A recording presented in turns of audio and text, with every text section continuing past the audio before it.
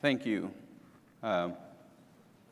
Pleased to be here, and again, Ben sends his regrets. He's got a few medical issues going, but I have been privileged to spend a lot of time with him over the last 2 or 3 years, learning some of the things that he does.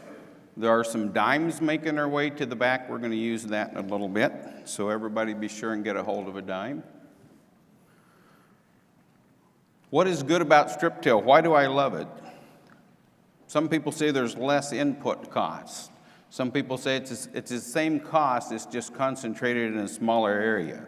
A little less horse, a little less fuel power, maybe a little less equipment. I see guys that are doing a pretty good job with with their strip till planter, with a Hagee, with a combine. And that's pretty much the equipment investment that they've made. Maybe a little less machinery payments, a little less disturbance to the soil structure, because that's where all my microbes want to live.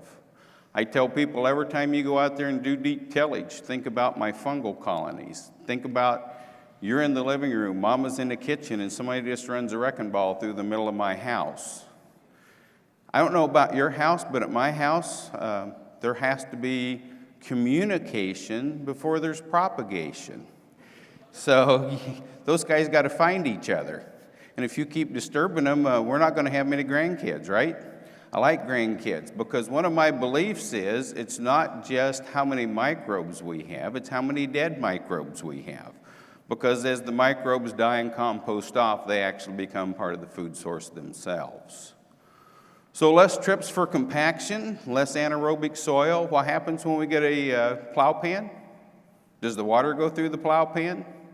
Absolutely not. If the water doesn't go through, what else doesn't go through? All the leftover salts, all the leftover herbicides, all the leftover insecticides. And if I ever get roots down there, what are they going to feed on? Everything that got caught by the plow pan. I loved his description on some of the cover crops. One of my beliefs is if there's something in my cover crop, what's its purpose? Where's my plow pan? If it's 6 inches deep, I better have something the root's deeper than that, right? If I want to suppress weeds, then I need to have something in there from a zone at least 1 north because I want it to come out of dormancy before my weeds do. If it comes out same time as my weeds, it's not going to get a competitive advantage. And a little bit less stress at planting time. So what is the difference between microbiology, nutrition, and energy? I think about it like this. You've got a 2-3-year-old grandkid, or maybe it's your kid that's running around and he's been out there, seems for 3 hours, he hasn't slowed down. Has anybody said, "Dadgum, I wish I had his microbiome"? Anybody said, "Have you checked out who his nutritionist is"? I wish I had his energy, right? But there's a lot of things that come into how do you form energy. Can we make energy? No. You cannot make energy, you cannot destroy energy, you just keep changing the form and the availability. So we're going to go a little bit through how do we manage this from an input standpoint and understanding it and what it really is. And these are some of the little guys, that live under our soil surface. And when we always talk about the short barrel staves, do we ever think about pH? Microbiology likes certain pH ranges. They like certain temperature ranges. You get down into South Texas, South California, where it gets real hot. Every degree or two will take out some of your microbiology that's trying to work for you. I tell people it's like when we landed on Normandy. Not everybody made it to the beach, did they? Not everybody made it to the foxhole. Not everybody made it up Iwo Jima. You've got to continually send in some reinforcements and replace some of the guys that we lost. When we talk about alfalfa out there, those microbes like it between 6 and 7.2. That's where they do their most efficient work. Take that to your soybeans, take that to some of the other things that we have out there. How many people have low pH soil or high pH soil? It was interesting to me, I got involved through Dan Lupkus to do one of the high yield strips up at the Hefties in the Baltic. Anybody have an idea what the pH of the water is in Baltic, South Dakota? 9.3. I'd have never thought about water being that high that far north. I get into South Texas where they've used calcium as part of the ultraviolet protection so that the watermelons you buy in the store don't burn. They now have a calcium load at 27,000 pounds. You cannot put enough calcium carbonate out there to make calcium exchanges. You've got to come back with calcium nitrate, calcium acetate, or a different form. So these are things that I'm learning. You get down into South California, the water comes in at an 8.7 pH. So they're dripping, when they're doing the flood irrigation, they're actually putting 5 gallons of straight sulfuric acid in there in a little drip tube. So where are you going to put your microbiology in there? The 8.5 water? You're going to put it in next to the sulfuric acid? Everybody has challenges that we have to work through. Hopefully that's going to be big enough to read. So what if we could introduce something into the 20% of the soil with our strip machine where those microbial families are that would make phosphate available, help fix the nitrogen, continually turn the old residue into a fertility program all season long. Has everybody got a dime now? Here's a lesson that I learned about 6 years ago when I went in and started really getting a little more familiar with what are we learning from soil test. And I said, I send you this whole bag of soil. How much do you use to give me a P1 reading? He reached in his pocket and he grabbed a dime. 5 milligrams. Out of that whole bag of soil you send into the lab, that is your P1 reading. Now, how important is it? Who pulls the soil sample? How uniform the depth is? How well it's mixed up? Because you're going to make thousands of dollars worth of decisions on 10 cents worth of soil. That's why I handed the dime out. What are the 3 most important elements to raising a crop? Anybody want to venture a guess?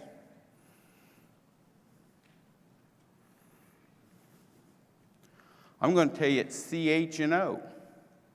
Because without sugars, it's all about the carbon, it's all about the hydrogen, it's all about the oxygen.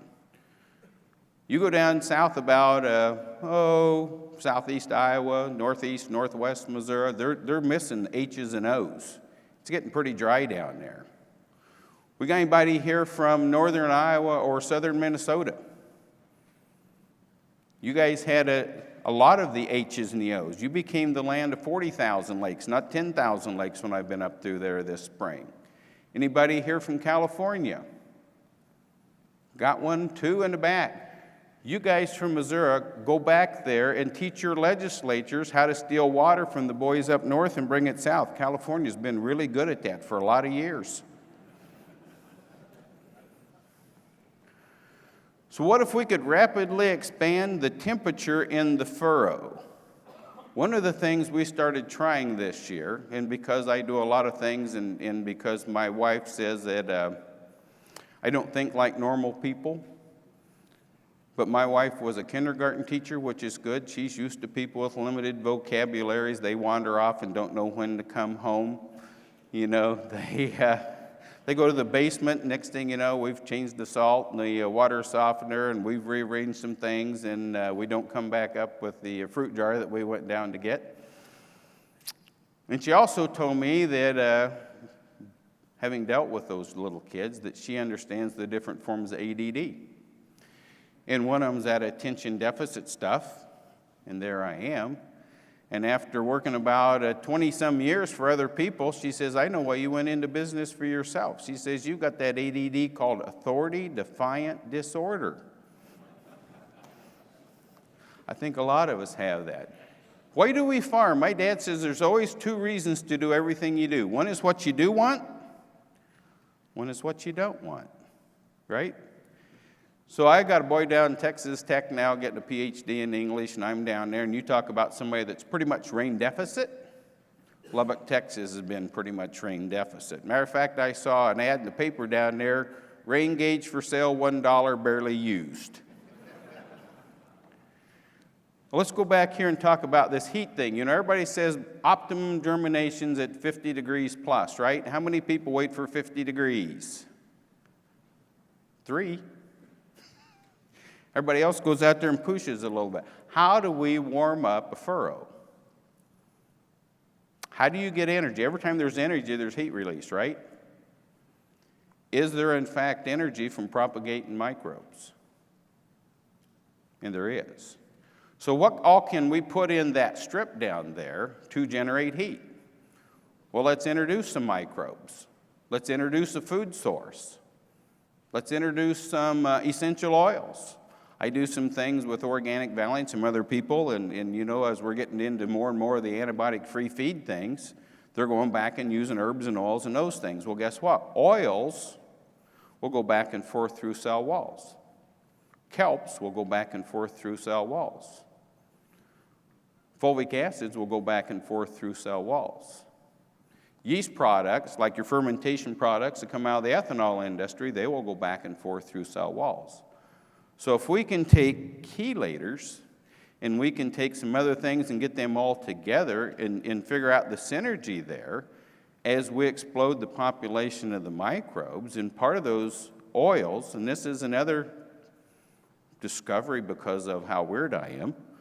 I'd been on the road for 2.5 weeks. I come home, my wife says, you better get those receipts caught up before they get old and you forget where you spent your money, and Uncle Sam doesn't want to give it back to us. And the phone still rings, and you're answering your text, and you're catching email up. I'm watching crime scene investigation in the background because I got to have some distraction. Here's a lady got her arm around a light pole, and she's dead, and she's still standing up. I thought, well, that's kind of weird. I wonder if the lightning hit it. I wonder if the electricity shorted out. I wonder what happened to her. And I never did find out, because eventually here comes the coroner, and he's got a thermometer in his hand. He's going to check the liver, and he's going to check the spleen. He's going to figure out how long has this lady been deceased. And as he gets up there with the thermometer, that hand, I bet it didn't move 2 millimeters. But the coroner said the body's releasing ATP, adenine triphosphate, the energy released from metabolizing sugar. I said, you know, I remember at Commodity Classic about 5 years ago talking to a company out of Canada that's called ATP Nutrition. And I walked up and I said, I bet you guys work with adenine triphosphate. They said, you're the only person that's ever asked us that question. I said, I'll bet if I would look up ATP that I would find out that that would speed up my germination. That might bunch it up tighter. So if I take things that will speed up germination and explode the microbes and some of these other things, we believe we can maybe raise the temperature in that furrow 10, 15 degrees. Well, if I can do that, then my 43 will get me up where I need to be. And that's why I believe that we can do that. So what's nutrition? Well, we've always been taught about finding the short barrel stave, right? As soon as something is missing, that's as far as we go. I tell people, you know, I could send you sugar on Monday. I could send you flour on Tuesday. I could send you oil on Wednesday. I could send you chocolate on Thursday.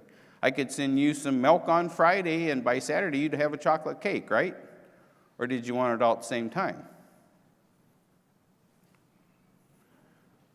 What if the short barrel stave is a micronutrient? Something that we don't always talk about. Sometimes we'll throw our NPK out there. You know, we'll throw some mez, we'll throw a little sulfur, we'll throw a little bit of zinc. How far down do we need to be looking?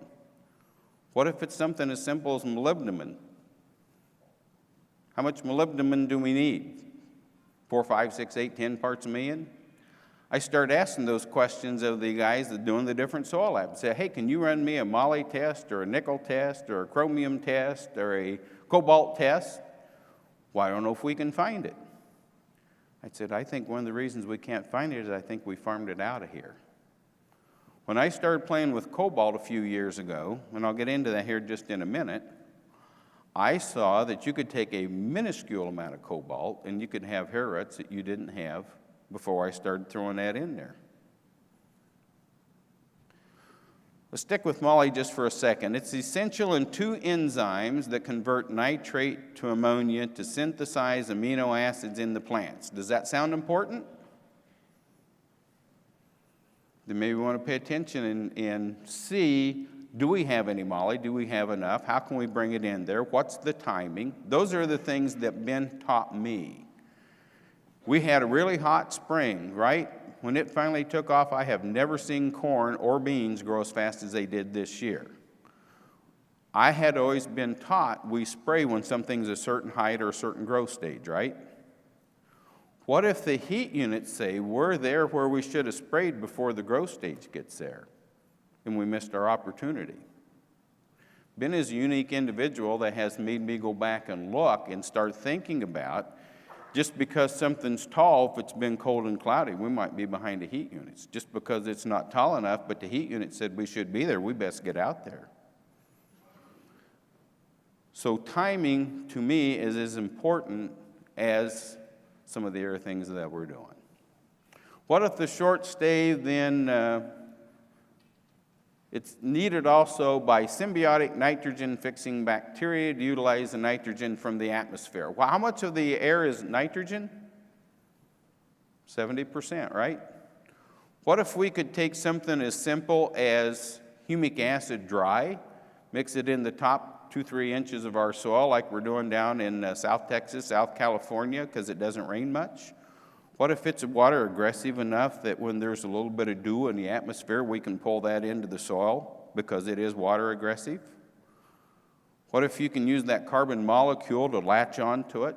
We talk about stabilizing nitrogen. We've normally done that either with an N-Serve, an Instinct, or a Agritane, those kind of things. And they kind of target kill some of the bacteria, and then once it's 50 degrees and it starts growing back in, then we start turning some loose. The belief is, and we cannot make the claim because of finding a term. When I asked Tom Waller that runs the Illinois Department of Agriculture, I said, hey, I think that the carbon molecule on humics, when the water breaks off, there has to be water on ammonia before the bacteria can break it down. Water has a habit of breaking and reforming. When the water isn't on the ammonia, what if we could sneak a carbon molecule in there, take that bonding site, not kill any bacteria, and it would naturally stabilize till the plant calls for it? He says, do you have a term to go by in the AAFPCO book? I said, I don't think so. He says, well, I can tell you who does. N-Serve, Instinct, Agritane, and somehow ammonium thiosulfate got grandfathered in. Those are the only people that can legally make any kind of claim of nitrogen stabilization. So he says, you can show me all the research you want, but till you come up with a term that's in my book, we're not going to go there. Interesting how sometimes we legislate ourselves out of looking at things that might have some promise. Well, what if it is cobalt? What's cobalt do?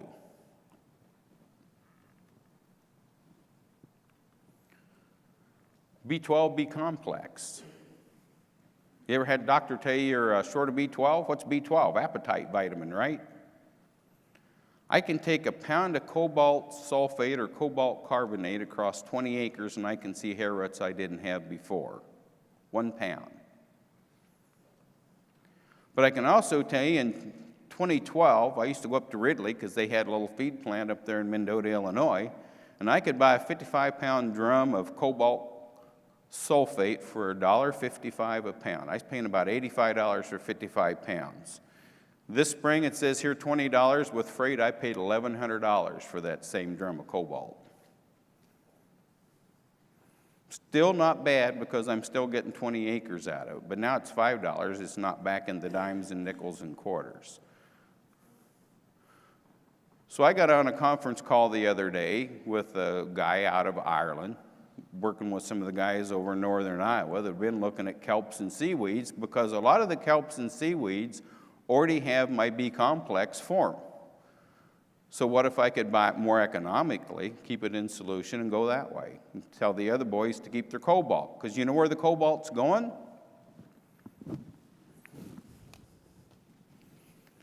Cell phones. It's going into your Rumbas. It's going into your iPads. It's going into your Tesla cars.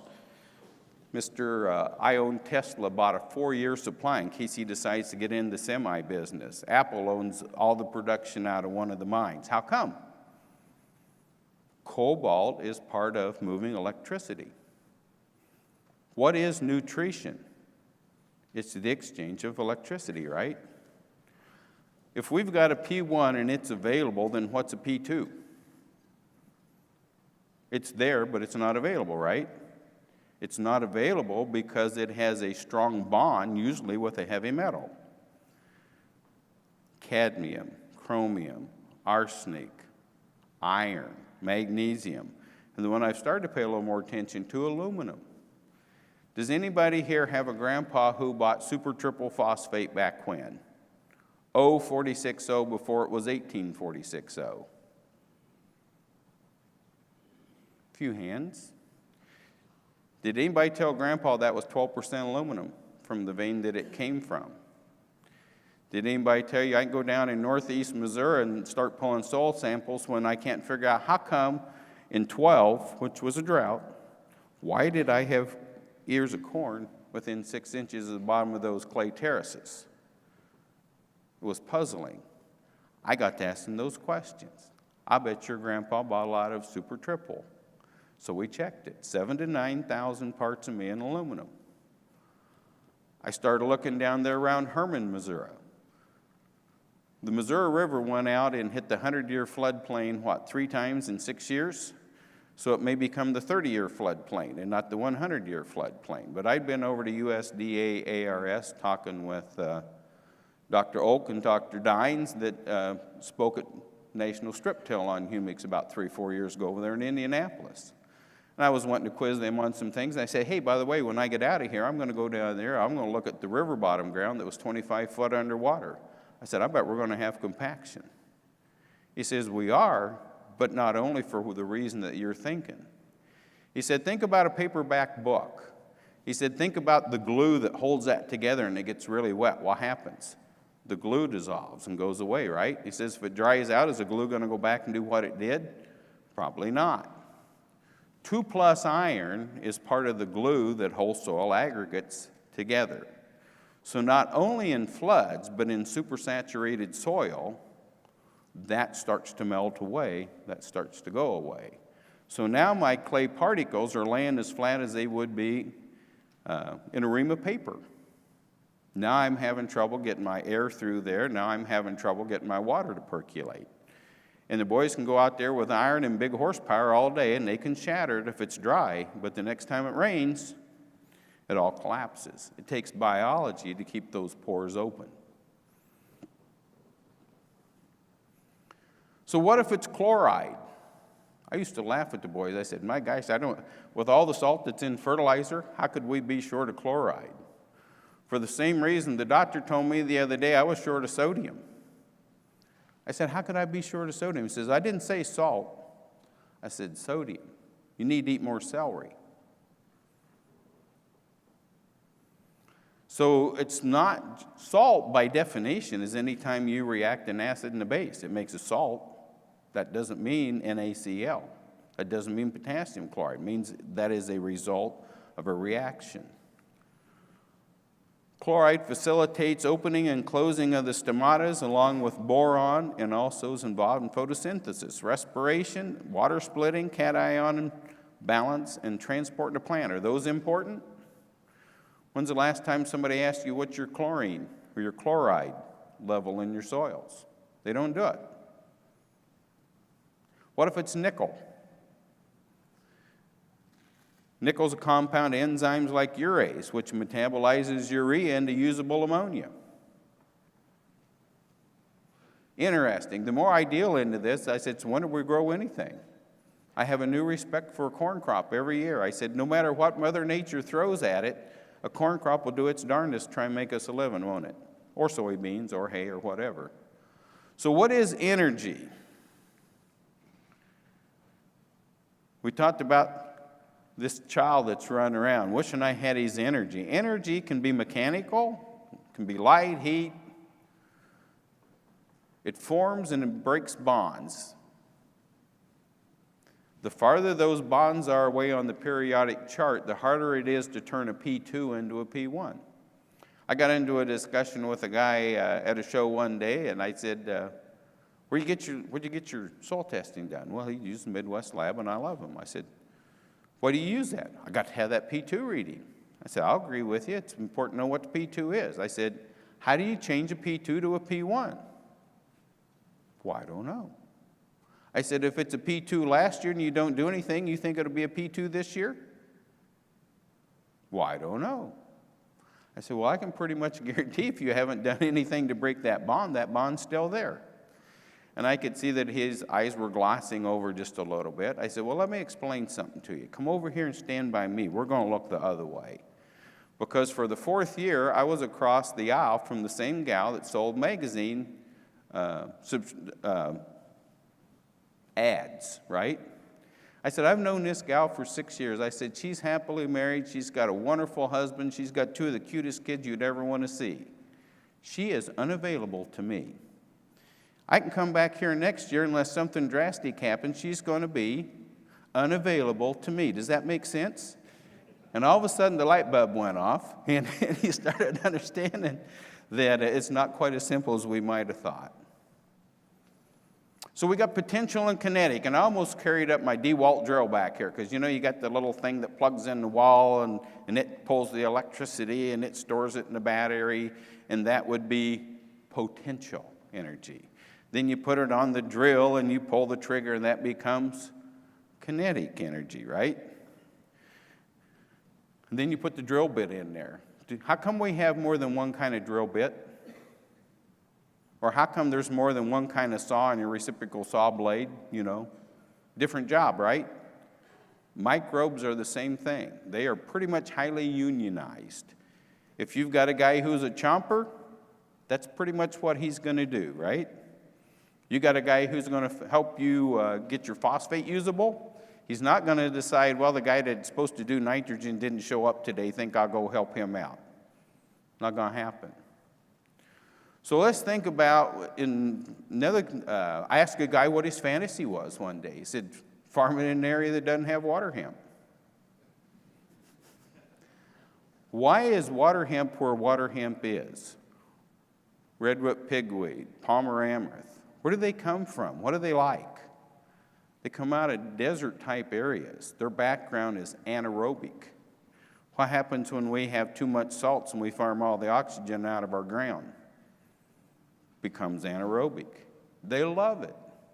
And the more they're out there, the more they change the biome to propagate themselves. It's just like when mama gets cold, what's she do? She steals the covers and she makes a cocoon, right?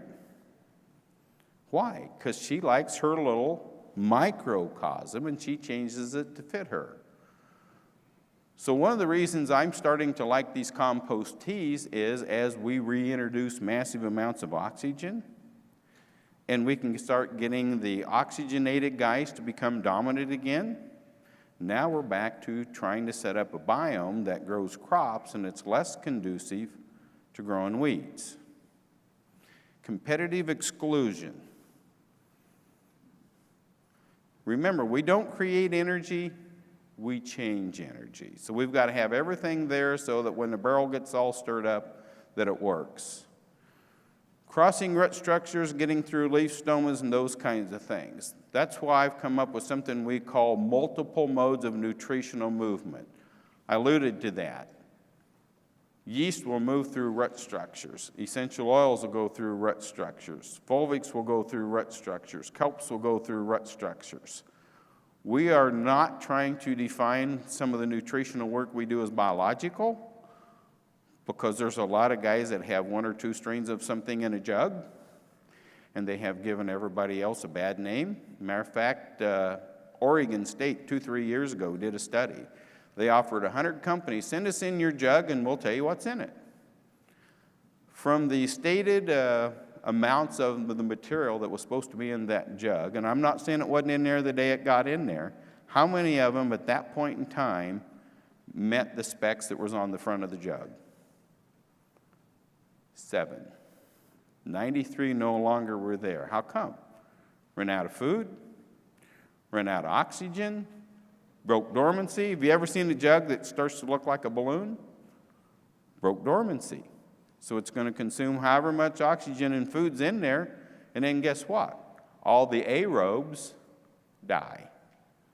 And the only guys you got left are anaerobes. That's why when we make some of these teas that we do, we want them out in the field in 48 hours. Because if we don't, we're going to introduce some of the guys that aren't on our team. We're going to introduce some of the enemy. So we're stacking these multiple moods of nutritional movement. How about amino acids? Amino acids make proteins, right? Again, you got amino acids in your kelps or your seaweed type products. If you do a cleanup of fulvic acids, I can identify 23 amino acids in some of those. There's other plant-derived amino acids. And starting this year, we're taking a glance at some fermented blood from pigs coming in out of South Korea. So now we got 4 ways of bringing amino acids in to go with 4 ways of getting it through the root structures of the leaf structures. Always trying to learn something. Here's my rule. If you want to be included in something I might recommend, you got to pay your way plus 7 years out of 10, and don't cost me anything to 3 years you're not making me money. Is that fair? Somewhat. I mean, if I can't find something I think fits that criteria, then I just tell people we're looking at it. I'm not going to tell you much about it or where to get a hold of it, because I'm not out here to help anybody go broke. Matter of fact, that gets me to a subject I wanted to bring up, and I guess I'm going to do that. How many people have done something strip tilling that they wish they had not? How many people are here just now getting into strip tilling? Go buy these guys dessert and a Dr. Pepper tonight and ask them what they did wrong so you can get away with a $10 bill and not a $1,000 bill. Good idea? All right.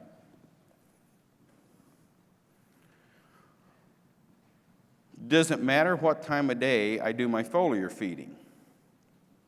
Is foliar feeding a different time of the day than killing weeds? I believe yes. I've done some work in dry edible beans, northeast Colorado, Texas Panhandle. Here's what they told me. Wait for a 5-degree heat drop in the afternoon before you even think about it. Be done before the dew hits. Plants basically metabolize or digest food overnight. They are not hungry first thing in the morning. If I take you out to a steak dinner and then the next guy shows up 10 minutes later and wants to take you out to a steak dinner, are you hungry? Probably not. So to prove the point, they showed me 2 pivots that were side by side, identical, near as I could tell. They went out there at 6:30, 7 o'clock, started one, got done about 9:30. Jerry goes out the next morning and says, let's get that one tonight. 7:30, 8 o'clock in the morning, the guy's pulling out of the field. He's already done the other pivot. Harvest, 600 pounds difference in dry kidney beans. That year they were worth 50 cents a pound. $300 an acre, again on timing. Michigan State University did some foliar studies 25 years ago that nobody got around to talking to me about. How long does the average plant drink a foliar? 30 to 40 seconds. So do I want a lot of water out there? That's what it's going to drink. I want the least amount of water for coverage so that I get my nutrition in. They actually did a radioactive study. That 30 to 40 seconds it went in, 2 seconds later it's down and back up. Which also, I'll go ahead and touch on sugars right now. I'm not opposed to sugars. I want to give people a jump start. I don't want to make them dependent. Because if we've got a corn crop somewhere in this stage going up, how many pounds of sugar a day do you think that 30,000 plants of corn per acre puts back down into the ground with the message of this is what I'm trading for today, right? 725 pounds a day. You think you can compete with that? Probably not. So why try? Why would I want to put out 15 pounds of sugar during the season? I'm going to do that with 3 gallons of molasses because it's 5.2 or whatever pounds of sugar per gallon. So I don't have trouble saying, yeah, let's go ahead and support him when we're first starting, or let's get a little bit of the guy growing on the leaf before he gets in some of those things. You're not going to outcompete because every day it's going to send sugars down. C, H, O, and it's going to say, today I'm trading for nitrogen, phosphate, manganese, magnesium, With magnesium being one of the, 3, 4 most abundant elements on the earth, how easy is it to get into a plant? Pretty stinking hard. Pretty stinking hard. Anybody doing foliar K late in season? Most of the guys that I was working with were using potassium thiosulfate. Ben says, I think we're going to put 0.5% of boron in there with a little bit of magnesium. I said, how come? He said, boron twirls around the stomata on the bottom of the leaf, and when it opens up, we go in. So I'm asking a human nutritionist to verify that, because I truly visit with some weird people. I'm talking to a guy that's a Cherokee herbalist, holistic reflexologist, and all these other things, and I finally stopped in on a Sunday evening about 7 o'clock, and we're standing there. We visited about 5 minutes, and he says, got a little fluid in that left lung. You had a little bit of an angina attack in the last 30 days. You're short of copper. Didn't ask me a question, didn't check my anything. Observation. And I said, I can tell you why I'm short of copper, because copper and zinc are antagonistic, right? Every time I thought I was going to get a cold, I started popping the zinc. What did I do? I got my balance out of shape. I wasn't short of copper, I was long on zinc. That's the problem with finding one micronutrient and thinking, boy, I'm going to try that next year. Some of these things, cobalt, 4 parts a million. Some of these other, 8 and 10 parts a million. You can get that out of whack really fast. And so when we're looking at Mulder's chart and we're trying to figure out some of these things that people are talking about, yeah, they're synergistic and antagonistic. What does that tell us? Very small range is the sweet spot. How much water do we put out there? We talked about not getting only water in there. How long does it drink? Does the same reasoning then apply to fungicide? How many people said, I had a fungicide sprayed on my corn, it didn't do me a lick of good? Two answers that I will accept. It was so healthy, or there was no stress, that it wasn't going to make a difference, because I would recommend fungicide probably quicker for stress than I would a plant disease.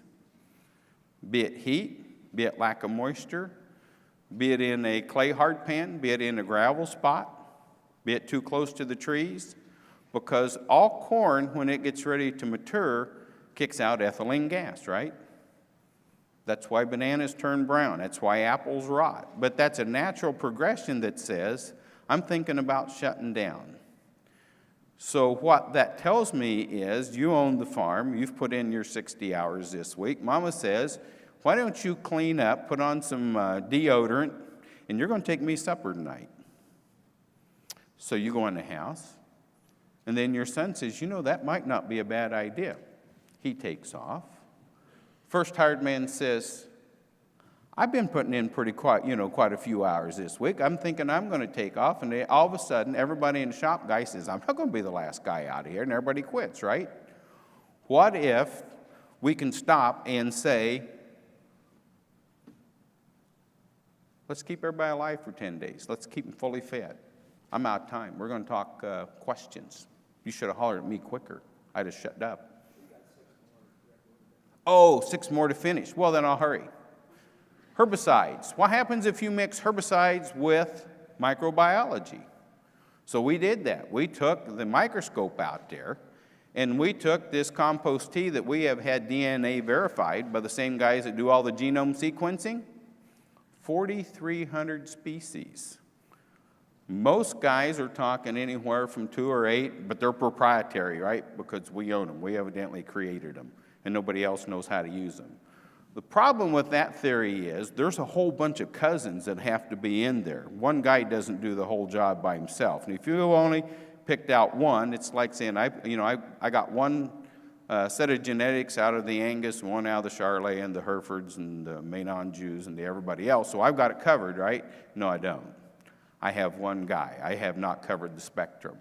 So when we put it in with, like I say, a Roundup, and we lost 25% of the population, if you got 50 billion in there per milliliter, you can lose 25% of the population, right? What happens if we put that in there with something like a 1034-0? You know what the livability was on the microbes? Guy says, we got to come up with somewhere else, put that 1034O in the field. I said, I just told you it killed everybody I like. Where do you want that in your field? Fungicides, pesticides, side-dress nitrogen, starter fertilizers. What's the salt index? Do we need starter fertilizer or do we need energy in the furrow? I started working with Gary Broadwater up at Spring Valley, Minnesota this year. He showed me some corn where we put 6 gallon of his chosen starter fertilizer down there. We waited 4 days. We put 3 gallon of the same starter fertilizer down with 5 gallon RO water. Guess where we had more roots? Number 2. I was always a little leery of RO water. How come? Because we've taken everything out of it. That means we have empty bonding sites. Mother Nature does not allow a vacuum. Something is going to fill that bonding site up, right? We must have pulled some good things out of the furrow. Well, finally, what's just beyond the leading edge? So if I don't get any of this covered, because we're basically out of time, catch me. I'll tell you.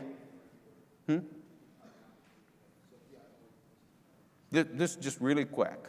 The precision nutrition, timing is everything.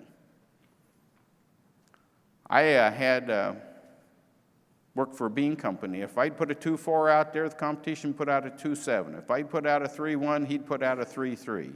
If I'd put out a 3.5, he'd put out a 3.7. I said, you're cheating. He says, they're real close. I said, let me tell you about real close. If real close didn't matter, I'd have a herd of kids, not 3.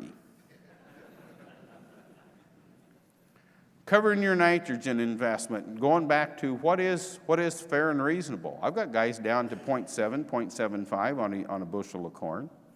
Assisting in nodulation is kind of a new thing that we're looking at. There's something now we don't want as a seed treatment. We don't want it as an in-furrow. We want it at nodulation time. It needs to be activated by blue light.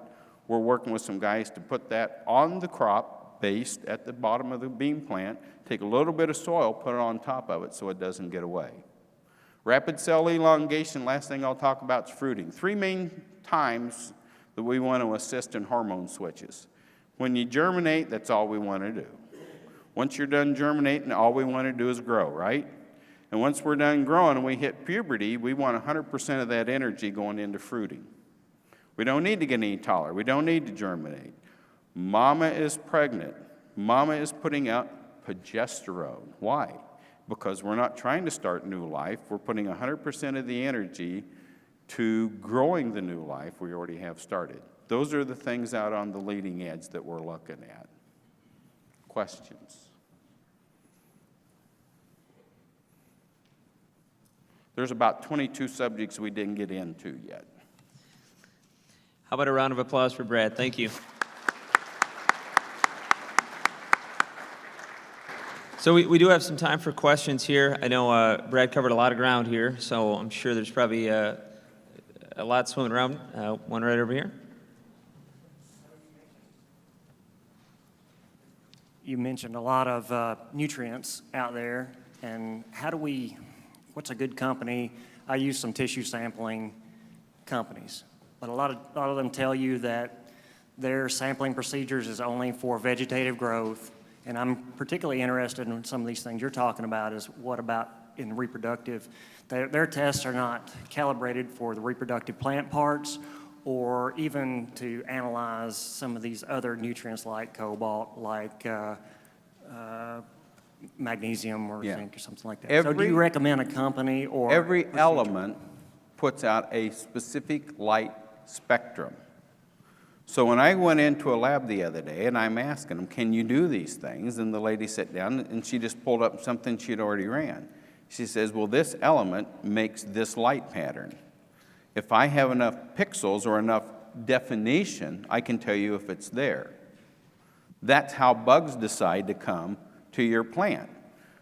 Most of your insects are in fact diabetic. They don't digest sugar. They're looking for carbohydrates. If they know what's short, and your bean crop is putting out a light wave that's going to attract spider mites or it's going to attract the aphids or whatever. I've had the guys with the drones and the NDFR, whatever, the NDFI heat sensing and color sensing, they tell me. If you can tell me what light spectrum you're looking for, I can tell you if that field's emitting it, and you'll know where to go.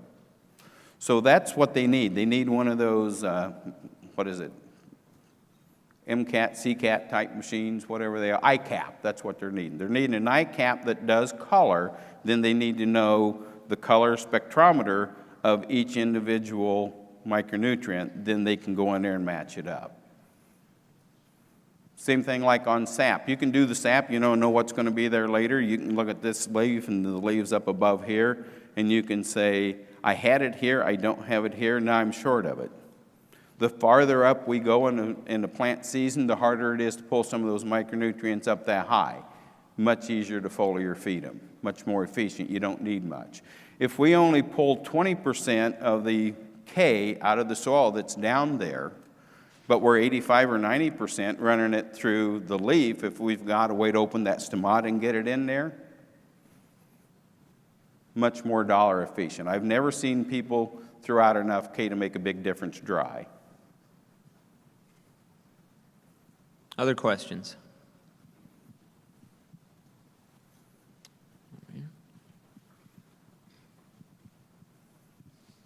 Can you elaborate a little more on your statement that it takes biology to keep the pores open? So when we look at root crowns, and we do that in onions, and we do that in corn stalks and bean stalks, you can either say that we are plugging up the arteries, you can say we're plugging up the liver, but everything that comes up from the bottom has to come up the xylem and phloem, right? Little interesting thing I did, I was doing a little germination thing, a little seed treatment thing, and I was using soils that, let's say some good loams, some loams I'd had humics on, some clays I'd had humics on, some sands I'd had humics on. Never played with the black sands before, so I just went over and got a shovelful out of a guy's field, put it in there because I wanted to have corn about 2.5 inches tall for a show. The corn that was in those black sands, when it was spiked that tall, was already throwing out brace roots. It already knew, if I'm going to survive, I got to have help. I'm not getting enough in there. So let's think about plugged roots or plugged crown roots. You take an onion, it's no different than your corn crop. When you pull an onion, it's got too much water in it. It has to get rid of some or it's going to rot. Natural dry down says once we hit black layer, water goes out of the kernel, back into the cob, over to the stalk, down and out the roots. If the roots are plugged or the bottom of that stalk's plugged, how much water are we going to get rid of? Zero. I think that's part of what's happened to our natural dry down. So using the microbiology or using some humics or something that can break the heavy metals loose, stabilize them, get them out of the way. Now the bonding sites become available to make nutritional exchanges. The xylems and phloems open back up. Go back to my herbalist. Here's what he told me. If you're using sulfur to get into a leaf, think about the playground. Sulfur's going to be on the slipper slide or he's going to be on the swing set. He's more of a loner. Boron is going to be on the jungle gym or he's going to be on the merry-go-round. When he goes in, everybody participates. That's why we use boron. Oh, actually, one right down here first, Brad. Can you talk about the compost teas that you like? I can tell you that there are several out there that probably do a good job. The one I'm working with is put together from 5 dairies in California that are all fed the same diet. The manure is all composted together with worms. So it's a combination of vermiculture with what we have with a food source. We know basically, because we've paid to have it DNA'd 5 times, we can pretty much tell you what's going to show up every time. When we were out in Nevada about 4 weeks ago, and a guy that had through 3 cuttings alfalfa last year sprayed 6 times for aphids and chewers, right? He had not sprayed this year, had the bricks level up or whatever's going on. We go 200 miles away from Eureka, Nevada, down to Smith Valley. The only difference, they're using the same nutritional program we put together, they're using the same Catalyst food source, they're using the same bubbler machines. This gal and her dad did their own vermicomposting, made their own worms. She's already sprayed 3 times. How come? Something's different. I think we got more nutrition out of the worm castings. I think we got a lot less biological diversity. So if we go back to the computer thing, you know, garbage in, garbage out, what are you making your worm castings out of? What are you making your compost out of? And the better it is, the better product we're going to end up with. Does that make? One over here, Brad? You, on your what time of day should I apply foliar feeding slide, you had the question, can I mix microbials with multiple different Yes. stuff? Are you saying you should spray microbials by themselves and not mix them with anything? If you have that ability, that is always my first choice. What would you mix them with if you do not have that ability? When we have like an irrigator or a drip tape or a something else, we say put your nutrition in, then put us in with the micronutrients and those kinds of things. But if we have a pesticide, he is probably going to be pretty much lethal to my live biology. I would just soon not do that. Okay. And you were saying a good rule of thumb is a 5-degree temperature drop to start spraying your foliars. I would like your it, yeah, a fungicide? good 5-degree temperature drop, knowing that it's going to cool off as much as possible over the evening, and then be done before dew. Dew doesn't like it. They're not hungry first thing in the morning.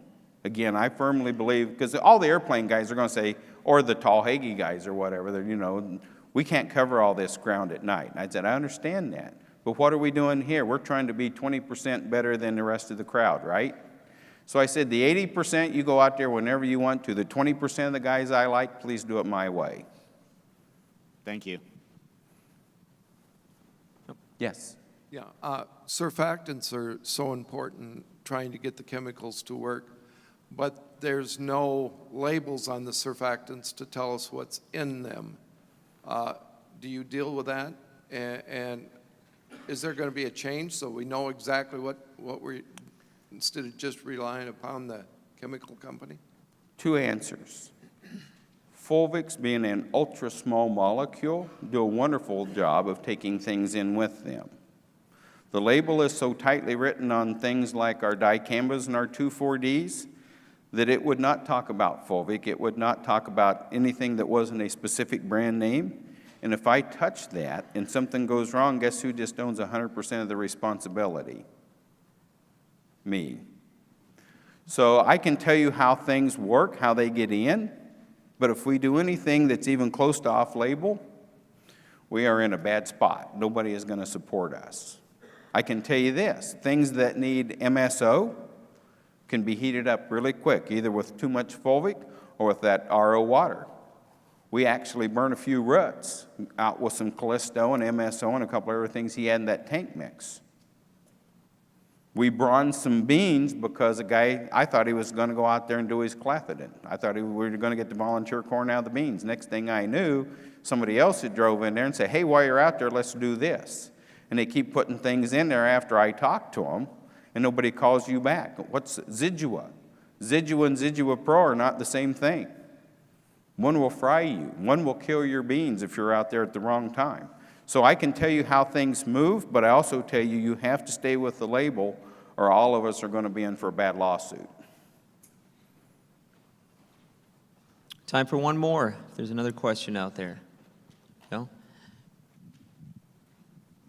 Yeah, can you elaborate a little bit on your RO water as to when you would use it, what products? So we're out there right now doing a full rate of some late season fertility and micronutrients on some beans with trying to support that last switch to get it over to only fruiting. So we're going with a half rate on some of it, doing it twice. We're going on a half rate, leaving some of it as a standalone half rate. We're doing a full rate on some of it. But I believe that as important as water is into getting things moving, that sometimes we are overfeeding and we are undernourishing. How much water do we need a day? 8 glasses? How many of us actually drink 8 glasses of water? Got a good man over there. Very few of us do that. So what I'm seeing is I'll go back and say, as a typical male, I eat a lot of meat and potatoes, right? And my wife finally told me, she says, you know, you need this much protein to get you to lunch, you need this much carbohydrates, you need this much fruits and vegetables. I'd never thought about that. I thought, what sounds good for breakfast? Think I'll have bacon and eggs, maybe some hash browns if I can get away with it. Now I get one piece of toast with a light peanut butter and maybe a little bit of banana on there. We have tended to feed our crops like a typical American male. You can't send a kindergartner to school with everything in the backpack he needs for 12 years. He will waste it. He will lose it. It will get away from him. We've done some of that with our crop feeding with everything up front. You get hungry more than once a day, so does your crop. Well, thank you again, Brad. Another round of applause. We appreciate you being here with us this week.